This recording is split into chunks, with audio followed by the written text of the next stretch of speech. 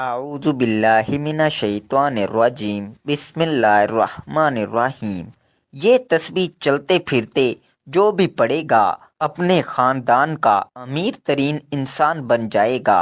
नहीं यकीन आता तो सिर्फ 7 दिन पढ़ कर देखो।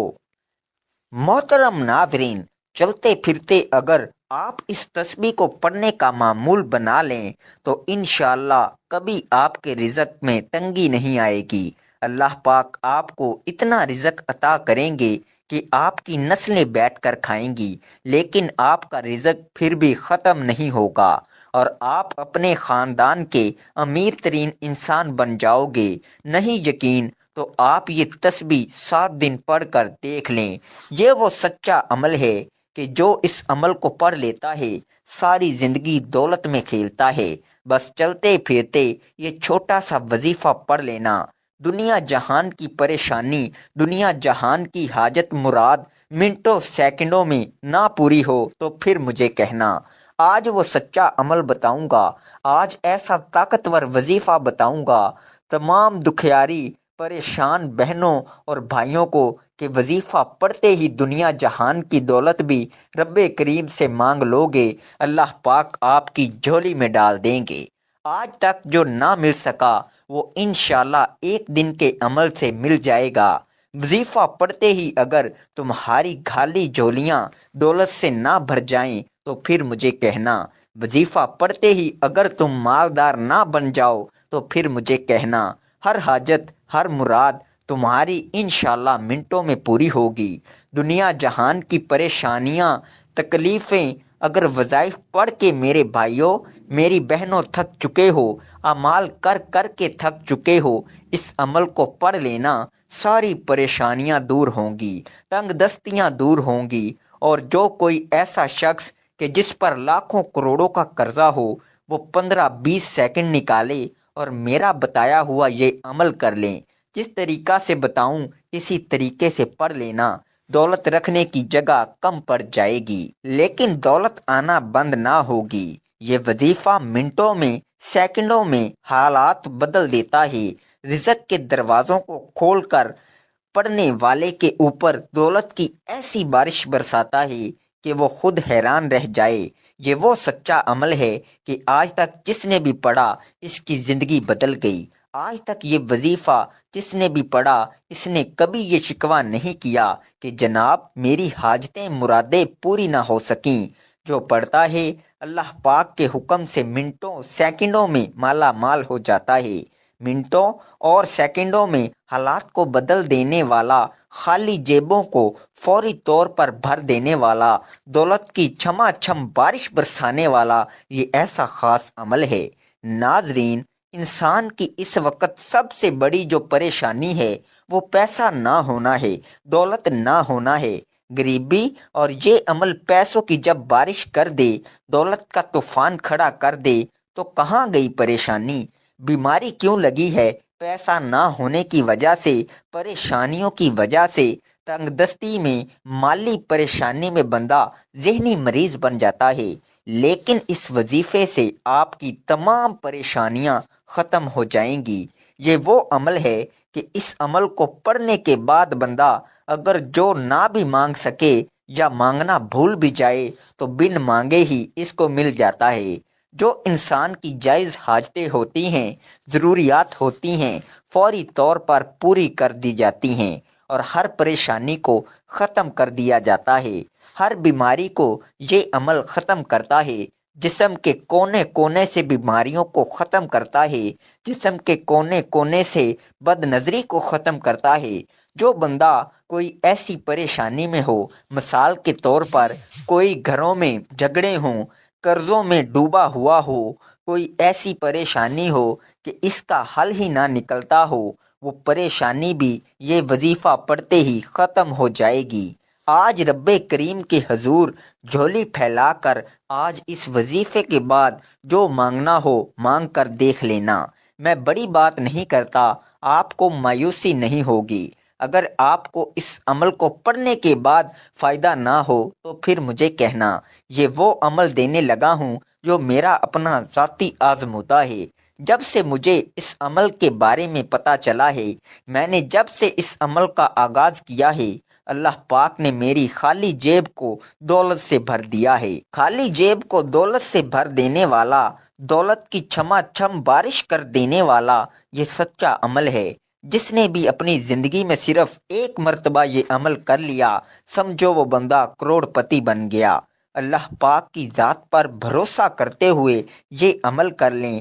دلوں میں وسوسے ہوتے ہیں کہ پتہ نہیں یہ جو وظیفہ ہم پڑھ رہے ہیں یہ اثر کرے گا یا نہیں کرے گا، ہمیں رزق روپیہ پیسہ ملے گا یا نہیں ملے گا۔ دلوں میں وسوسے عمل کو ضائع کر دیتے ہیں۔ پورے یقین سے اللہ پاک کی ذات پر بھروسہ کرتے ہوئے آپ کو یہ عمل پڑھنا ہے۔ اپنے دلوں میں اگر وسوسے رکھو گے، اپنے دلوں میں اگر خیالات رکھو گے کہ پتہ نہیں یہ وظیفہ اثر کرے گا بھی یا نہیں، تو کچھ حاصل نہ ہوگا۔ توکل کی اجمالی تعریف یوں ہے کہ اسباب و تدابیر کو اختیار کرتے ہوئے فقط اللہ تبارک و تعالیٰ پر اعتماد و بھروسہ کیا جائے اور تمام کاموں کو اس کے سپرد کر دیا جائے۔ یہ وظیفہ آپ نے 7 دن تک کرنا ہے۔ حضرت سیدنا امام غزالی رحمۃ اللہ علیہ نے توکل کی تفصیلی تعریف بھی بیان فرمائی ہے، جس کا خلاصہ کچھ یوں ہے: توکل دراصل علم، کیفیت اور عمل 3 چیزوں کے مجموعہ کا نام ہے۔ یعنی جب بندہ اس بات کو جان لے کہ فاعل حقیقی صرف اللہ عز و جل ہے، تمام مخلوق، موت و زندگی، تنگ دستیوں، مالداری، ہر شے کو وہ اکیلا ہی پیدا فرمانے والا ہے، بندوں کے کام سنوارنے پر اسے مکمل علم و قدرت ہے، اس کا لطف و کرم اور رحم تمام بندوں پر اجتماعی اعتبار سے اور ہر بندے پر انفرادی اعتبار سے ہے۔ اس کی قدرت سے بڑھ کر کوئی قدرت نہیں، اس کے علم سے زیادہ کسی کا علم نہیں، اس کا لطف و کرم اور مہربانی بے حساب ہے۔ اس علم کے نتیجے میں بندے پر یقین کی ایسی کیفیت طاری ہوگی کہ وہ ایک اللہ عز و جل پر ہی بھروسہ کرے گا، کسی دوسرے کی جانب متوجہ نہ ہوگا، اپنی طاقت و قوت اور ذات کی جانب توجہ نہ کرے گا، کیونکہ گناہ سے بچنے کی طاقت اور نیکی کرنے کی قوت فقط اللہ عز و جل ہی کی طرف سے ہے۔ تو اس علم و یقین، اس سے پیدا ہونے والی کیفیت اور اس نتیجے میں حاصل ہونے والے بھروسے کی مجموعی کیفیت کا نام توکل ہے۔ اللہ عز و جل قرآن مجید فرقان حمید میں ارشاد فرماتا ہے، اور جو اللہ پر بھروسہ کرے تو وہ اسے کافی ہے۔ اللہ عز و جل قرآن مجید میں ارشاد فرماتا ہے، اور اللہ ہی پر بھروسہ کرو اگر تمہیں ایمان ہے۔ 2 جہان کے تاجور سلطان بحر صلی اللہ علیہ وآلہ وسلم کا فرمان عظمت شان ہے، اگر تم اللہ عز و جل پر اس طرح بھروسہ کرو جیسے اس پر بھروسہ کرنے کا حق ہے، تو وہ تمہیں اس طرح رزق عطا فرمائے گا جیسے پرندوں کو عطا فرماتا ہے کہ وہ صبح کے وقت خالی پیٹ نکلتے ہیں اور شام کو سیر ہو کر لوٹتے ہیں۔ اعلیٰ حضرت امام اہل سنت مولانا شاہ امام احمد رضا خان رحمۃ اللہ علیہ فرماتے ہیں، اللہ عز و جل پر توکل کرنا فرض عین ہے۔ واضح رہے کہ اسباب اور تدابیر کو ترک کر کے گوشے نشینی اختیار کر لینے اور قصبے ترک کر دینے کی شرعین اجازت نہیں ہے۔ اعلیٰ حضرت رحمۃ اللہ علیہ فرماتے ہیں، توکل ترک اسباب کا نام نہیں بلکہ اعتماد اعلیٰ الاسباب کا ترک ہے۔ یعنی اسباب کو چھوڑ دینا توکل نہیں بلکہ اسباب پر اعتماد نہ کرنے کا نام توکل ہے۔ پھر متوکل کے اعمال کی مختلف صورتیں اور ان کے مختلف احکام ہیں۔ اگر کوئی شخص ایسے یقینی اسباب کو ترک کرے جو اللہ عز و جل کے حکم سے چیزوں کے ساتھ قائم ہو چکے ہیں اور ان سے جدا نہیں ہوں گے، تو وہ متوکل نہیں۔ مثلا سامنے کھانا رکھا ہو، بھوک بھی ہو اور کھانے کی ضرورت بھی ہو، لیکن بندہ اپنا ہاتھ اس کی طرف نہ بڑھائے اور یوں کہیں میں توکل کرتا ہوں، تو ایسا کرنا بے وقوفی اور پاگل پن ہے۔ ایسے غیر یقینی اسباب کو ترک کر دینا جن کے بارے میں غالب گمان ہے کہ چیزیں ان کے بغیر حاصل نہیں ہو سکتی، مثلا کوئی شخص شہروں اور قافلوں سے جدا ہو کر سنسان راستے پر سفر کرے جن پر کبھی کبھار ہی کوئی آتا ہو، تو اگر اس کا سفر بغیر زیادہ راہ کے ہو تو یہ عام شخص کے لیے توکل نہیں ہے، کیونکہ بزرگان دین کا طریقہ یہ رہا ہے کہ ایسے راستوں پر رادے راہ لے کر سفر کرتے اور توکل بھی باقی رہتا، کیونکہ ان کا اعتماد زادے راہ پر نہیں بلکہ اللہ عز و جل کے فضل پر ہوتا۔ اگرچہ زادے راہ کے بغیر سفر کرنا بھی جائز ہے، لیکن یہ توکل کا بلند ترین درجہ ہے، اور اسی مرتبہ پر فائز ہونے کی وجہ سے حضرت سیدنا ابراہیم خواص رحمۃ اللہ علیہ کا سفر بغیر زادے راہ کے ہوتا تھا۔ اگر کوئی شخص کمانے کی بالکل تدبیر نہ کرے تو یہ توکل نہیں بلکہ یہ چیز توکل کو بالکل ختم کر دیتی ہے۔ البتہ اگر وہ اپنے گھر یا مسجد میں ایسی جگہ بیٹھ جائے جہاں لوگ اس کی خیر گیری کرتے ہیں تو یہ توکل کے خلاف نہیں۔ سنت کے مطابق رزق حلال کمانا توکل کے خلاف نہیں، جبکہ اس کا اعتماد سامان اور مال وغیرہ پر نہ ہو، اور اس کی علامت یہ ہے کہ وہ مال کے چوری یا ضائع ہونے پر غمزدہ نہ ہو۔ عیالدار شخص کا اپنے اہل خانہ کے حق میں توکل کرنا درست نہیں، ان کے لیے بقدر حاجت کمانا ضروری ہے۔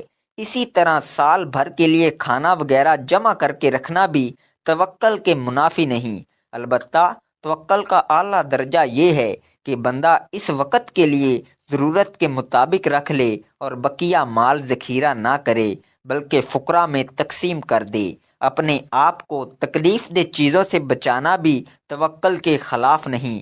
توکل کرنے والا اللہ عز و جل اور اس کے حبیب صلی اللہ علیہ وآلہ وسلم کے فرمان پر عمل پیرا ہوتا ہے۔ توکل کرنے والا لوگوں سے بے نیاز ہو جاتا ہے۔ توکل کرنے والے کو اللہ عز و جل غیب سے رزق عطا فرماتا ہے۔ توکل کرنے والے اللہ عز و جل کو پسند ہیں۔ توکل کرنے والے کو دنیا و آخرت کی بے شمار بھلائیاں نصیب ہوتی ہیں۔ توکل کا سب سے بڑا فائدہ یہ ہے کہ اس سے ایمان محفوظ ہو جاتا ہے، کیونکہ شیطان جب کسی کے ایمان پر حملہ آور ہوتا ہے تو سب سے پہلے اس کا اللہ عز و جل پر یقین اور بھروسہ کمزور کر دیتا ہے۔ لہٰذا اگر آپ اپنے ایمان کی حفاظت کرنا چاہتے ہیں تو اللہ عز و جل پر کامل بھروسہ رکھیے۔ چنانچہ ایک بزرگ فرماتے ہیں کہ میرے ایک دوست نے مجھ سے ذکر کیا کہ میری ایک نیک آدمی سے ملاقات ہوئی تو میں نے پوچھا کیا حال ہے؟ اس نے جواب دیا حال تو ان کا ہے جن کا ایمان محفوظ ہے، اور وہ صرف متوکلین ہی ہیں جن کا ایمان محفوظ ہے۔ اس طرح بندہ مخلوق سے بے نیاز ہو کر فقط خالق عز و جل ہی پر بھروسہ کرے گا، کیونکہ توکل کی بے شمار برکتوں میں سے ایک یہ بھی ہے کہ بندہ مخلوق کی محتاجی سے بچ جاتا ہے۔ جیسا کہ حضرت سیدنا سلمان خواص رحمۃ اللہ علیہ نے فرمایا، اگر کوئی شخص صدقے نیت سے اللہ سبحانہ و تعالیٰ پر توکل کرے تو عمرہ اور غیر عمرہ سب اس کے محتاج ہو جائیں گے اور وہ کسی کا محتاج نہیں ہوگا، کیونکہ اس کا مالک اللہ عز و جل ہے۔ ہماری کامیابی میں ذہنی اور قلبی سکون کا بہت بڑا کردار ہے۔ ذہنی اور قلبی طور پر مطمئن شخص عموماً پرسکون اور خوشحال زندگی گزارتا ہے، اور توکل سے ذہنی اور قلبی سکون اور راحت حاصل ہوتا ہے۔ ایک بزرگ فرماتے ہیں کہ میرے شیخ رحمۃ اللہ علیہ اکثر مجلس میں فرمایا کرتے تھے، اپنی تدبیر اس ذات کے سپرد کر دے جس نے تجھے پیدا فرمایا ہے، یعنی فقط اللہ رب العزت پر توکل کر تو راحت پائے گا۔ اس کی رحمت بہت بڑی ہے، اس سے جو مانگو وہ اپنے فضل سے عطا فرماتا ہے۔ توکل کی یوں دعا مانگیے، اے اللہ عز و جل مجھے اپنے حبیب ہم گناہ گاروں کے طبیب صلی اللہ علیہ وآلہ وسلم کے وسیلہ سے توکل کی دولت عطا فرما۔ مجھے اپنے سوا کسی کا محتاج نہ کرنا، مجھے ہر معاملے میں بس تیری ہی ذات پر بھروسہ کرنے کی توفیق عطا فرما۔ آمین۔ اللہ رب العزت کی ذات پر بھروسہ کرتے ہوئے اس عمل کو پڑھنا شروع کرنا، اور سب سے پہلا کام کرنا ہے کہ ایک مرتبہ آپ لوگ سب سے پہلے عمل کو شروع کرنے سے پہلے اعوذ باللہ من الشیطان الرجیم بسم اللہ الرحمن الرحیم پڑھ لینا۔ مشکل سمجھ کے چھوڑ نہ جانا، کیونکہ یہ دنیا کا سب سے آسان ترین عمل ہے۔ اگر یہ بھی نہ پڑھ سکے تو پھر میری نظر میں آپ لوگ کچھ بھی نہ کر سکے۔ اس کے بعد سب سے پہلے آپ نے درود پاک پڑھ لینا ہے۔ آپ کوئی سا بھی درود پاک پڑھ سکتے ہیں۔ درود ابراہیمی پڑھ لیں، یا صلی اللہ علیہ وآلہ وسلم پڑھ لیں، یا صلی اللہ محمد پڑھ لیں۔ یہ جو درود پاک آپ کو آسانی سے آتا ہو، آپ وہ درود پاک پڑھ لیں۔ ایک مرتبہ میرے ساتھ بھی پڑھ لیں تاکہ ثواب ہو۔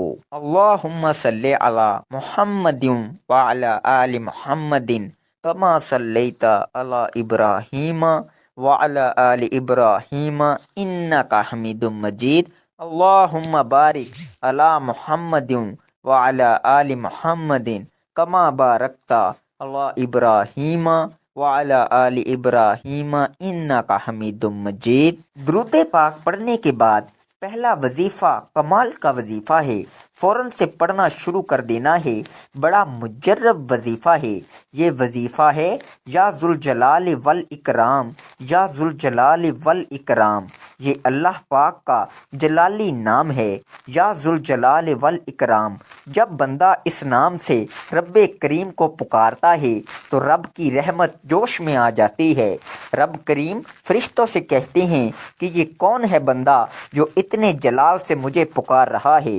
رب کے فرشتے رب کے حضور آپ کا نام پیش کر دیتے ہیں تو رب کی ذات کہتی ہے، اے فرشتوں، میں اس بندے سے بے حد راضی ہوا ہوں، اس کی جھولی میں دنیا جہان کے خزانے ڈال دو، یہ مانگتا ہے اس کی جھولی میں ڈال دو۔ وظیفہ پڑھتے ہی دولت والے فرشتے اس عمل کو کرتے ہی دولت تمہارے گھر پہ پھینک کر چلے جاتے ہیں۔ تمہارا گھر، تمہاری دکان، تمہاری جیب دولت سے بھر جاتی ہے۔ یہ وظیفہ 7 مرتبہ اور 7 دن تک پڑھ لینا، کمی بیشی نہ کرنا۔ 7 مرتبہ جب پہلا وظیفہ یا ذوالجلال والاکرام کا پڑھ لیں تو اسی وقت اس عمل کے اندر دوسرے نمبر پر جو طاقتور وظیفہ سورہ کوثر کا فوری طور پر شامل کر دینا ہے۔ انا اعطیناک الکوثر فصلی لربک وانحر ان شانئک ھو الابتر۔ 41 مرتبہ سورہ کوثر پڑھ لینی ہے۔ ایک تسبیح سبحان اللہ وبحمدہ سبحان اللہ العظیم اور ایک تسبیح استغفر اللہ کی پڑھ لینی ہے۔ ایک ہی وقت میں ایک ساتھ پورا عمل کرتے ہوئے آپ نے پڑھنا ہے۔ آخر میں دعا، پھر آپ کا یہ عمل مکمل ہوگا۔ دعا ضرور مانگیے گا، دعا نہ مانگی تو وہی بات ہوگی کہ محنت کی، مزدوری کی اور آخر میں دہاڑی نہ لی۔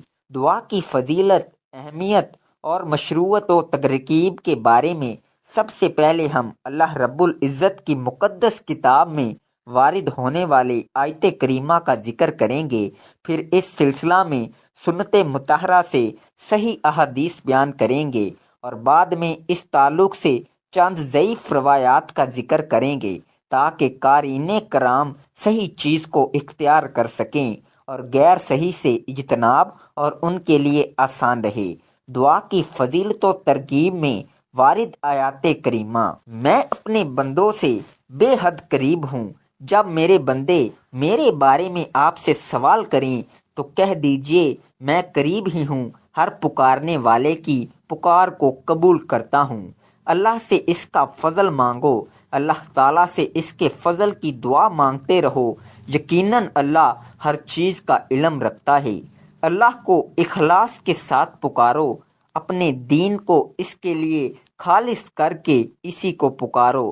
تمہیں اللہ نے جیسے شروع میں پیدا فرمایا اسی طرح تم دوبارہ پیدا کیے جاؤ گے۔ چپکے چپکے سے اسی سے دعا مانگو، اپنے رب سے گڑ گڑاتے ہوئے اور چپکے چپکے دعا مانگو، بے شک وہ حد سے گزرنے والوں کو پسند نہیں کرتا۔ روزی اللہ ہی سے طلب کرو، بس تم اللہ تعالیٰ ہی سے روزیاں طلب کرو اور اسی کی عبادت کرو اور اسی کی شکر گزاری کرو، اللہ ہی سے فریادیں کرو، چاہے کافروں کو برا لگے۔ تم اپنے دین کو اللہ کے لیے خالص کر کے اسی کو پکارتے رہو، چاہے کافر برا مانے۔ دعا عبادت ہے اور دعا سے گریز تکبر ہے۔ تمہارے رب نے فرمایا ہے، مجھ سے دعائیں کرو، میں تمہاری دعاؤں کو قبول کروں گا۔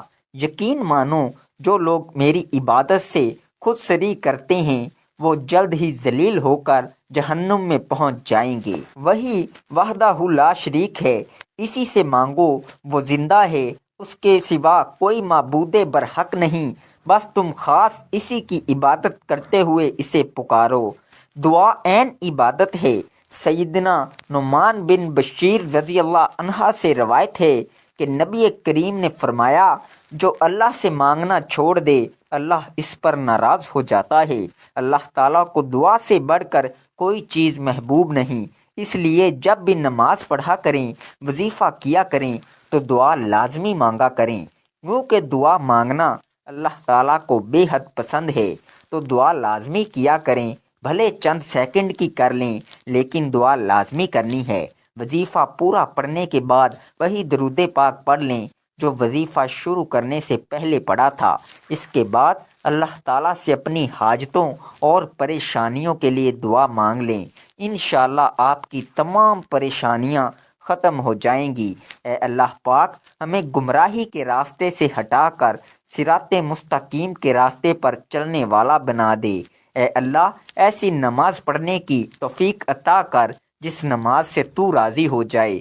زندگی میں ایسے نیک اعمال کرنے کی توفیق عطا کر جن اعمالوں سے تو راضی ہو جائے۔ ہمیں ایسی زندگی گزارنے کی توفیق عطا کر جس زندگی سے تو راضی ہو جائے۔ ایمان پہ زندہ رکھ اور ایمان پہ ہی موت عطا کر۔ اے اللہ، ہمیں تیرے احکام کی فرما برداری کرنے والا بنا دے اور تیرے پیارے حبیب جناب رسول اللہ صلی اللہ علیہ وآلہ وسلم کے نیک اور پاکیزہ آداب کو اپنانے والا بنا دے۔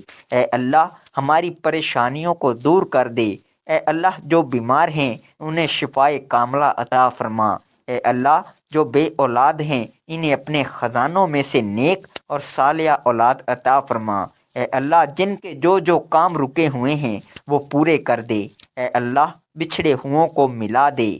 اے اللہ، شادی شدہ جوڑوں میں محبت اور خلوص پیدا کر دے اور ان کی زندگیوں میں برکت ڈال دے۔ اے اللہ، تمام لڑکے اور لڑکیوں کے نصیب اچھے کر دے۔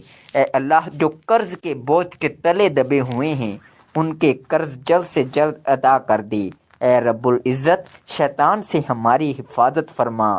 اے اللہ، حلال رزق کمانے کی توفیق عطا فرما۔ آمین ثم آمین۔